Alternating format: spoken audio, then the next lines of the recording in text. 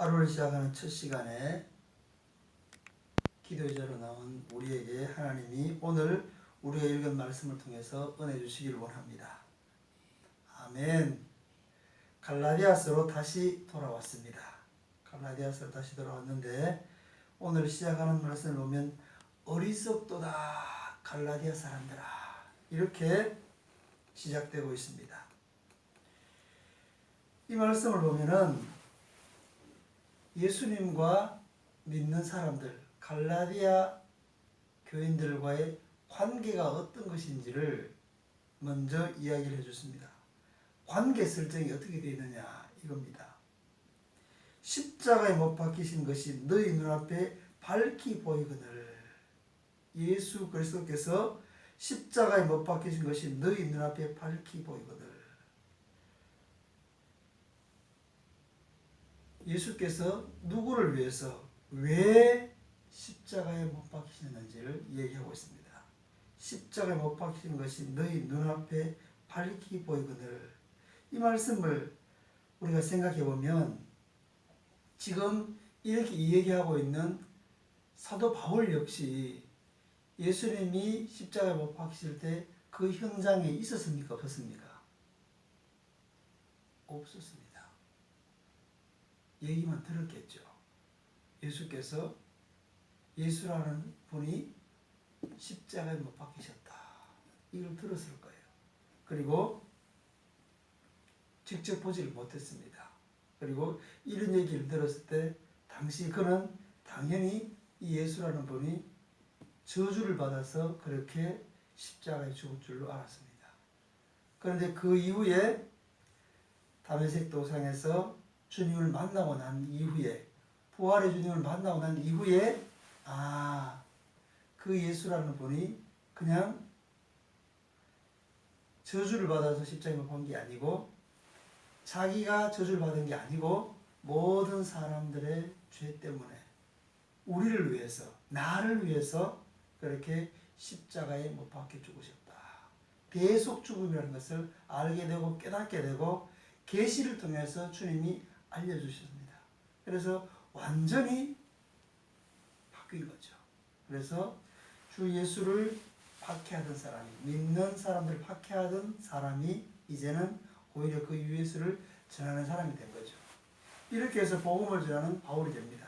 역시 갈라디아 사람 이쪽에 있는 사람들은 예수라는 분이 누군지를 잘 모릅니다. 아마도 회당에 다녔던 사람들은 그래도 조금은 알겠죠. 그렇지만 대부분의 사람들은 예수라는 분이 잘 모릅니다. 누군지.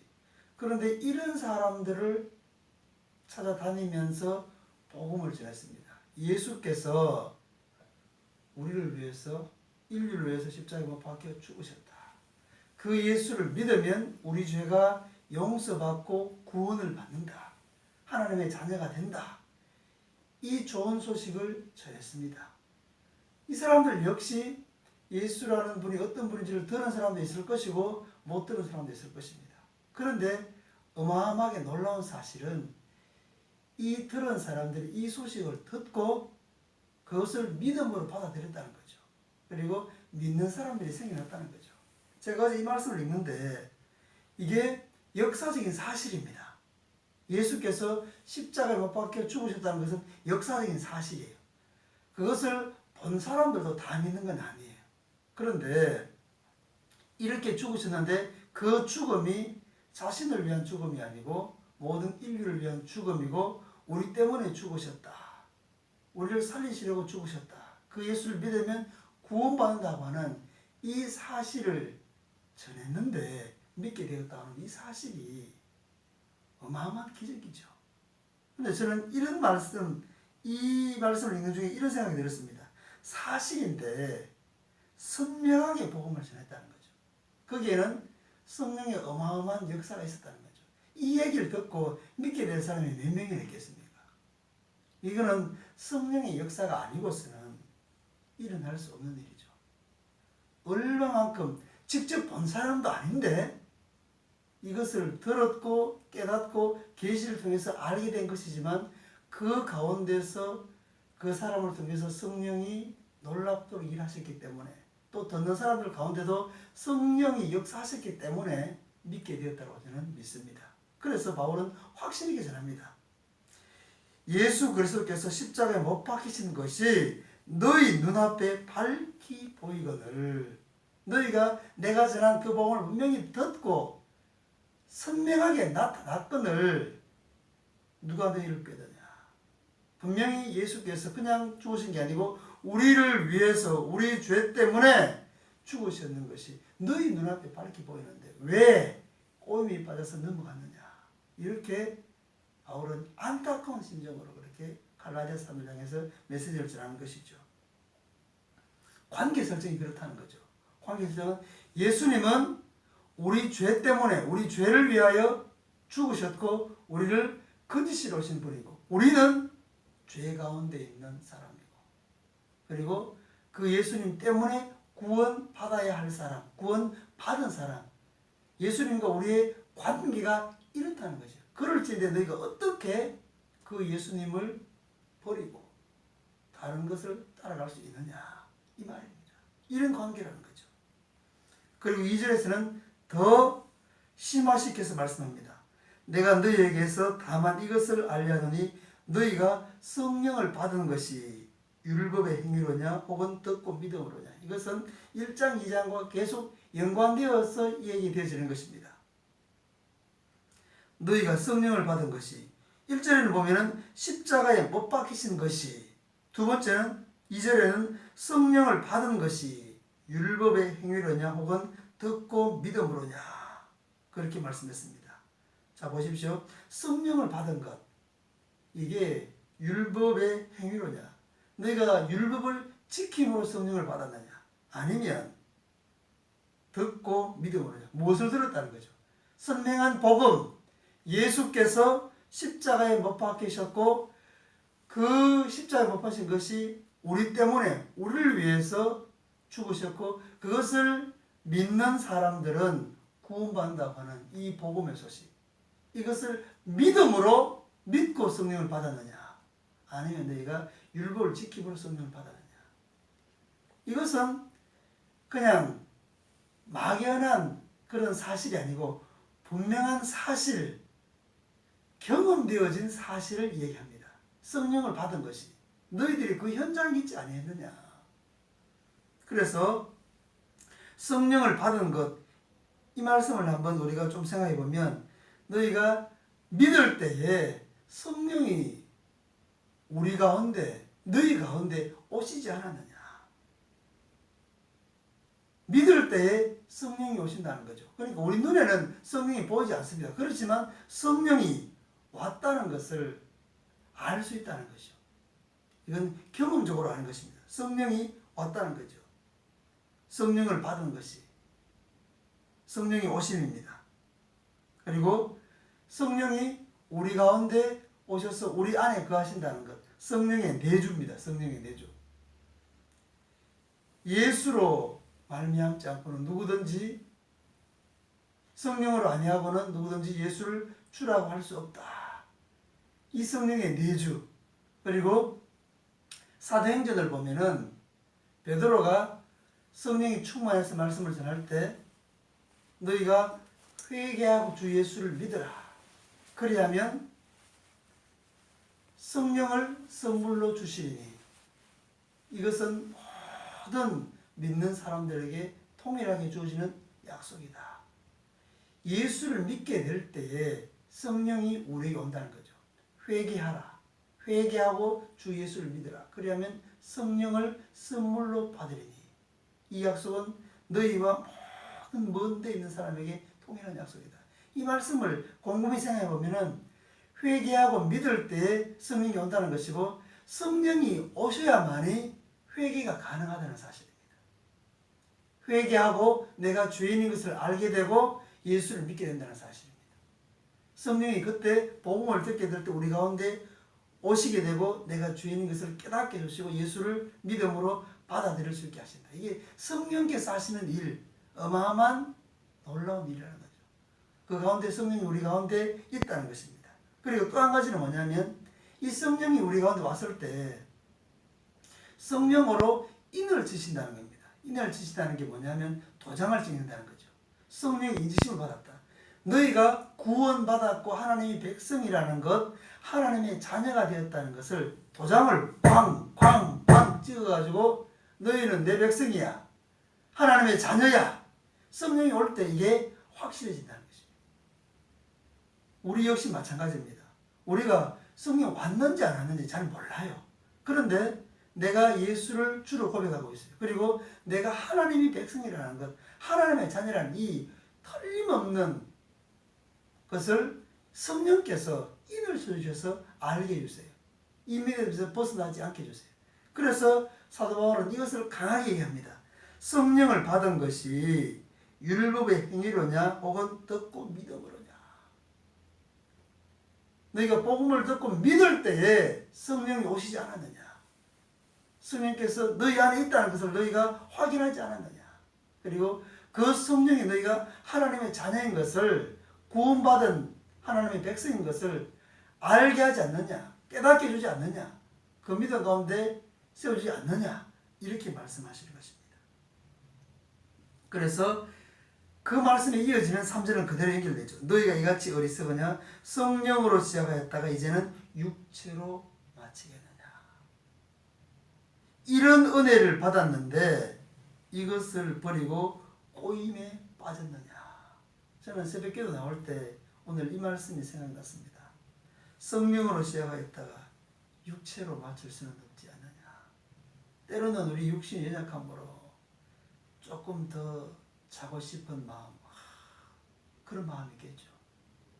그런데 내가 이런 은혜를 받고 육신에 져서 육신대로 살면 안 되지.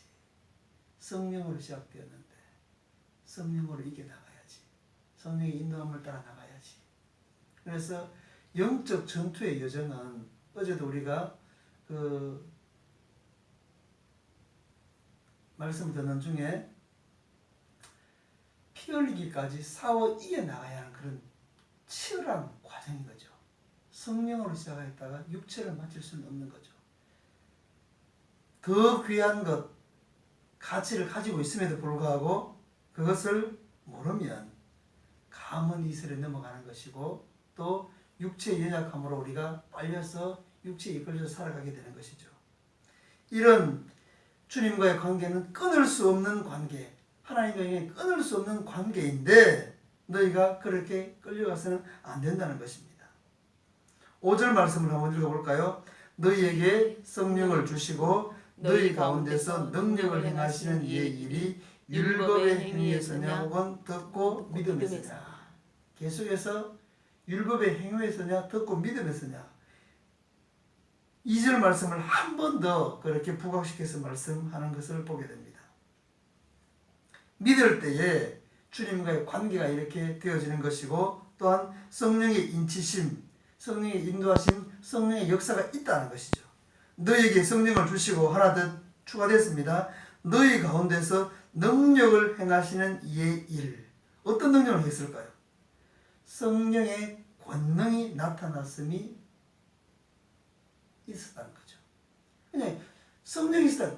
성령이 어떻게 있었어? 근데 거기에 있었던 모든 사람들이 성령의 임하심과 성령의 권능이 어떻게 나타났는지를 바울은 알고 있고 갈라디아 사람들도 이건 경험한 거예요. 성령의 권능이 나타났음을 증거하고 있는데, 자, 그러면 이게 무엇인지를 모릅니다. 그런데 생각해 볼 수 있는 것은 성령의 능력이 어떻게 나타났을까? 첫 번째는요, 성령이 임하심 가운데는 뭐가 일어나느냐? 강력한 회개가 일어납니다. 예수를 믿게 될 때 회개 없이 예수를 믿음으로 받아들이는 일은 거의 없어요. 강력한 회개가 일어납니다. 죄의 일이라는 것을 깨닫게 해주시기 때문에 이 죄인이라는 것을 깨닫게 되면 회개 운동이 일어나고 내가 어찌할꼬 하면서 그 가운데 이제 성령이 임하는 거예요. 이건 성령이 뭐가 우선이라고 말할 수 없어요.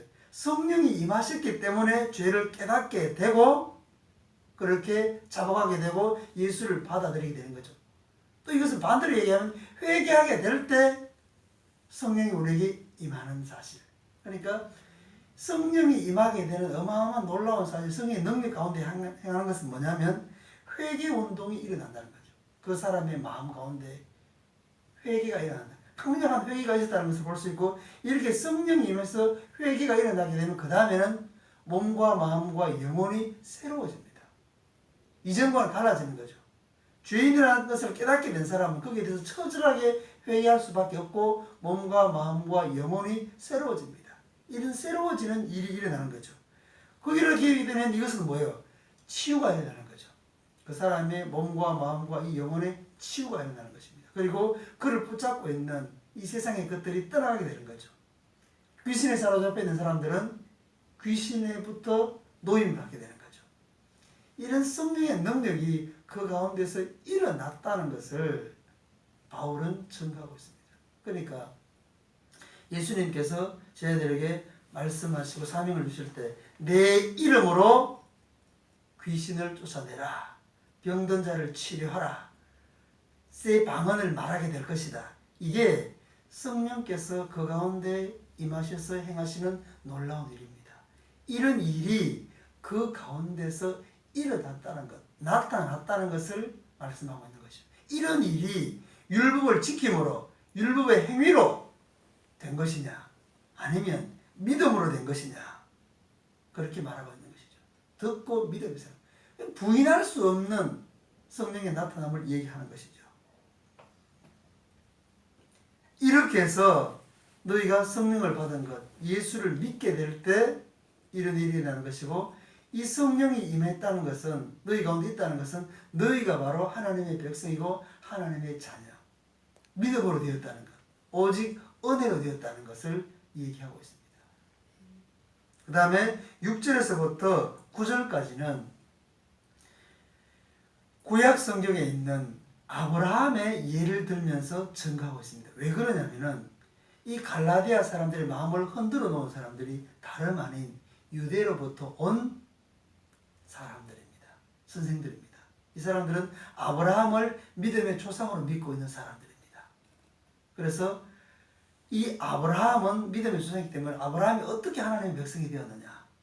율법을 지킴으로 할례를 받음으로 하나님의 백성이 되었다. 하나님의 백성된 표시가 할례에 있다라고 주장했던 사람들이기 때문에 역시 너희들이 예수를 믿지만 그래도 하나님의 백성이 되려면 할례를 받아야만 하나님의 백성이 될 수 있다. 이렇게 가짜 복음, 거짓 복음을 전해서 이 사람들의 마음을 흐트려 놓았기 때문에 바울은 여기에 대해서 근원적으로 그렇다면 정말 아브라함이 율법을 지킴으로 할례를 받음으로 하나님 백성이 되느냐? 아니라는 거죠. 거기에 대해서 반박하면서 증거합니다. 6절 한번 읽어볼까요? 아브라함이 하나님을 믿음에 그것을 그에게 의로 정하셨다 함과 같으니라. 믿음으로 의롭게 되었다는 사실을 얘기합니다. 하나님을 믿음에 그것을 의로 여기셨다. 아브라함이 율법을 지킴으로 그렇게 되었다는 것이 아닌 거죠. 하늘의 수많은 별들을 바라보게 하시면서 네 후손이 이와 같이 될 것이다. 하나님이 이렇게 말씀했을 때 아브라함이 그것을 믿음에 하나님이 그것을 그의 의로 여기셨다. 역시 아브라함 역시 이신칭이 믿음으로 의롭게 됐다는 것을 말씀하고 있고요. 자, 그래서 7절에 보면은 그런즉 믿음으로 말미암은 자들은 아브라함의 자손인 줄 압니다. 믿음으로 말미암은 자들. 아브라함이 믿음으로 하나님의 백성이 되기 때문에 우리 역시 믿음으로 아브라함의 자손, 하나님의 백성이라는 것이죠. 8절 9절은 놀라운 말씀인데요. 같이 한번 읽어볼까요? 또 하나님이 이방을 믿음으로 말미암아 의로 정하실 것을 성경에 미리 알고 먼저 아브라함에게 복음을 전하되 모든 이방인이 너로 말미암아 복을 받으리라 하시느니라. 이렇게까지 성경을 관통해서 볼 수 있다는 놀라운 통찰력을 하나님이 바울에게 주셨습니다. 먼저 아브라함에게 복음을 전하되, 좋은 소식이죠. 모든 이방인이 너로 말미암아 복을 받으리라. 이 복의 의미가 무엇인지를 9절에 얘기합니다. 그러므로 믿음으로 말미암은 자는 믿음이 있는 아브라함과 함께 복을 받느니라. 자, 8절에 아브라함을 통해서 복이 오게 되고 그 이후에 이제 아브라함을 말미암아 모든 믿는 사람들이 받게 되는 그 복이 무엇을 말하고 있느냐? 여기는 그냥 단지 뭐 잘되고 이런 복 과는 상상할 수 없는 복이 뭐냐면 이 복은 하나님의 백성이 되는 복입니다. 기업을 얻게 되는 것이고 자녀, 후사가 된다는 것입니다. 구원, 천국, 영생이 주어진다는 것이죠. 그러면 결론은 무엇이냐? 오늘 말씀에 결론은 믿음으로 의롭게 된다는 것입니다. 아브라함도 그리고 너희들도 믿음으로 의롭게 된다는 것이죠. 예수를 믿음으로 의롭게 되었고 성령을 받은 너희가 하나님의 백성이라는 사실입니다. 그러니 어리석은 갈라디아 사람들아 돌아오라. 오직 우리가 믿음으로 은혜로 성령으로 그렇게 하나님의 백성이 되었고 하나님의 자녀로 살아가야 된다. 이렇게 강력하고 외치고 있는 것입니다. 이 복음이 우리 가운데도 항상 있어서 이 복음 가운데 자유하는 우리들 될 수 있기를 바랍니다. 이 복음을 우리뿐만이 아니라 우리가 만나는 사람들에게 전하고 전거해서 죄 가운데 있는 사람들을 주님께로 인도해내는 우리들 될 수 있기를 주님의 이름으로 축복합니다. 오늘 이 제목으로 우리 주님 세움 부르고 기도하겠습니다. 같이 기도하겠습니다. 주여